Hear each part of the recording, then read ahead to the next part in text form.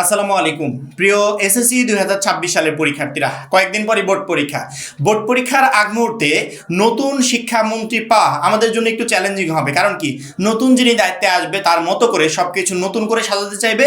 নিয়মের ক্ষেত্রে হয়তো বা আহামরি পরিবর্তন না হলেও সিস্টেমে কিছুটা পরিবর্তন আসবে, যার কারণে আমাদেরকে একটু বেগ পোহাতে হতে পারে। মাত্র 310 টাকায় যারা এখনো আমাদের এসএসসি 26 টার্গেট প্লাস কোর্সে যুক্ত হয়নি, খুবই দ্রুত করো। কারণ কি, একটা মাত্র কোর্সে তুমি সকল সাবজেক্টের এ প্লাস সাজেশন পাচ্ছ পিডিএফ আকারে। বিগত 5 বছরের বোর্ড এমসিকিউ উত্তর সহ পাচ্ছ পিডিএফ আকারে। প্রত্যেকটা সাবজেক্টের প্রত্যেকটা চ্যাপ্টার অ্যানালাইসিস করা, জ্ঞানমূলক অনুধাবনমূলক প্রশ্ন উত্তর পাচ্ছ পিডিএফ আকারে। প্রত্যেকটা চ্যাপ্টার অ্যানালাইসিস করা, সংক্ষিপ্ত প্রশ্ন উত্তর পাচ্ছ পিডিএফ আকারে। এছাড়া গ্রামার অংশে শর্টকাট টেকনিক, লিখিত অংশে শর্টকাট টেকনিক, পড়াশোনার রুটিন, এ প্লাস গাইডলাইন সবকিছু পাচ্ছ মাত্র এই একটা কোর্সে। সামনে সময় খুবই অল্প, এই জন্য যারা এখন আমাদের কোর্সে যুক্ত হন, এই স্ক্রিনে যে নাম্বারটা দেখতে পাচ্ছ এই নাম্বারে 310 টাকা কোর্স ফি পাঠিয়ে এই নাম্বারেই হোয়াটসঅ্যাপে আমাকে জানাবে ভাই কোর্স ফি পাঠিয়েছি, সাথে তোমাকে গ্রুপে যুক্ত করে নিব। তখন থেকে তোমার এই প্লাস প্রস্তুতি শুরু হয়ে যাবে। নতুন কালকে দায়িত্ব নিয়েছে, আজকেই প্রেস কনফারেন্সে গুরুত্বপূর্ণ একটা আপডেট দিয়েছে। এক প্রকার বোর্ড পরীক্ষার্থীদেরকে সতর্ক করেছে। সেই সতর্কবার্তা হলো এই মুহূর্তে স্ক্রিনে দেখতে পাচ্ছ, নকল প্রশ্ন ফাঁস আর ফিরে আসবে না, শিক্ষামন্ত্রী বলেছে। শিক্ষা এবং প্রাথমিক গণশিক্ষামন্ত্রী আনাম এহসানুল হক মিলন বলেছেন, নকল ও প্রশ্ন ফাঁস আর ফিরে আসবে না। অতীতে দায়িত্ব পালনকালে নকল প্রশ্ন ফাঁস বন্ধে কার্যকর পদক্ষেপ নেওয়া হয়েছিল। এবারও কঠোর নজরদারি ও প্রয়োজনীয় ব্যবস্থা গ্রহণের মাধ্যমে শিক্ষাঙ্গনে শৃঙ্খলা বজায় রাখা হবে। কঠোর নজরদারি বারবার করে কিন্তু বলছে যে এইবারে কঠোর নজরদারি রাখা হবে এই নকল আর প্রশ্ন পাস যাতে কোনোভাবে না হয়। অর্থাৎ পরীক্ষার হলগুলোতে যখন তোমরা একজন বোর্ড পরীক্ষার্থী হিসেবে পরীক্ষা দিতে যাবে, ওইখানে না নকলের সুযোগ পাবে, না কোনো ডিসকাসের সুযোগ পাবে, না পাশে কারো কাছ থেকে শুনে লেখার সুযোগ পাবে। এহসানুল হক মিলন দায়িত্বে আসছে, তার মানে কি একবারে কড়াকড়ি টাইট দিয়ে দেবে যে একটা শিক্ষার্থী সম্পূর্ণ নিজের যোগ্যতায় পরীক্ষার হলে গিয়ে সেভাবে পরীক্ষা দিয়ে সেরকমই একটা রেজাল্ট দিয়ে ব্যাক করতে পারবে। এখানে এক্সট্রা বেনিফিট হিসেবে কোনো টিচার তাকে সুযোগ সুবিধা দিতে পারবে না, হল দিতে পারবে না, বোর্ড দিতে পারবে না, খাতা দেখার ক্ষেত্রে কোনো সুযোগ সুবিধা পাবে না, কোনো কিছু না। সম্পূর্ণ নিজের যোগ্যতায় যেতে হবে, পরীক্ষা দিতে হবে। এক প্রকার শিক্ষামন্ত্রী বোর্ড পরীক্ষার আগ মুহূর্তে আমাদেরকে সতর্ক করছে।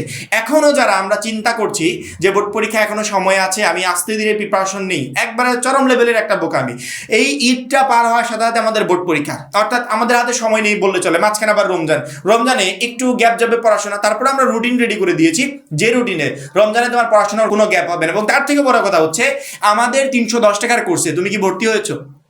যারা ভর্তি হয়েছে তাদেরকে ধন্যবাদ যে এখন থেকে আমাদের সকল সাজেশন, সকল পিডিএফ, অর্থাৎ একটা পরীক্ষায় যা যা আসবে সব কিছু শর্টকাট আকারে টোটাল পিডিএফগুলো আমরা তোমাদের দিয়ে দিয়েছি।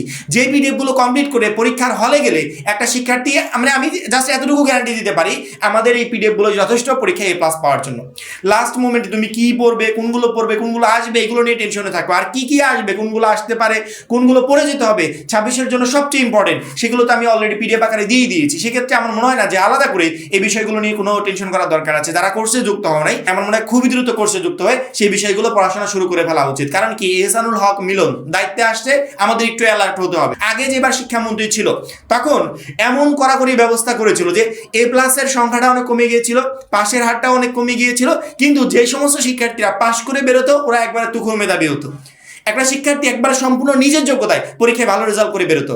এই বছর যেহেতু উনি দায়িত্ব পেয়েছে, এই বছর থেকে সামনে আরো 4 বছর দায়িত্ব থাকবে, সেক্ষেত্রে উনি চাইবে আগের সময়কালে যেভাবে পরীক্ষার সিস্টেমটা ছিল ওইভাবে করার জন্য।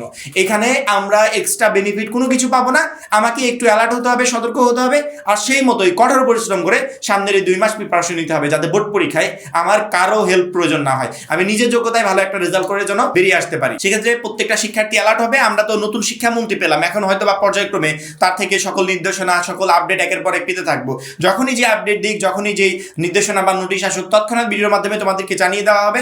জাস্ট আমি পরীক্ষার আগ মুহূর্তে প্রত্যেকটা ভিডিওর মাধ্যমে আমার পক্ষ থেকে আমি তোমাদেরকে গাইডলাইন দিতে থাকবো, সতর্কবার্তা দিতে থাকবো, যেগুলো তোমাকে পরীক্ষার আগ মুহূর্তে প্রিপারেশন আরো জোরালো গতিতে নিতে সহযোগিতা করবে এবং পরীক্ষায় ভালো রেজাল্ট করতেও সহযোগিতা করবে। আশা করি প্রত্যেকটা শিক্ষার্থী বুঝতে পেরেছো। এখন এই পর্যন্তই। পরবর্তী ভিডিওর জন্য অবশ্যই চ্যানেলটাকে সাবস্ক্রাইব করে রাখবে। যারা এখনো আমাদের এসএসসি 26 টার্গেট প্লাস কোর্সে যুক্ত হয়নি, খুবই দ্রুত যুক্ত হয়ে যাবে। সবাই ভালো থাকবে, সুস্থ থাকবে। আল্লাহ হাফেজ।